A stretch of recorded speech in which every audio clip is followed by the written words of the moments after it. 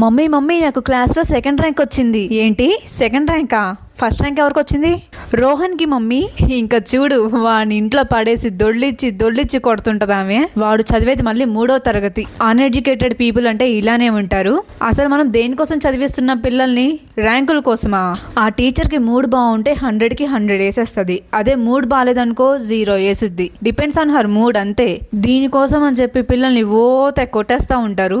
ఇక్కడ ఫస్ట్ మీరు చూడాల్సింది ఏంటంటే మీ పిల్లోడికి నాలెడ్జ్ ఎంత ఉంది, సొసైటీలో బతకగలడా లేడా, యాక్టివ్ గా ఉంటున్నాడా, స్ట్రేంజ్ పర్సన్ టీచ్ చేసినా కామెంట్ చేసినా ఎలా రెస్పాండ్ అవుతున్నాడు, పాజిటివ్ గానే వాళ్ళకి బుద్ధి చెప్తున్నాడా, ప్రాక్టికల్ నాలెడ్జ్ అనేది ఎలా ఉంది అనేవి చెక్ చేసుకోవాలి.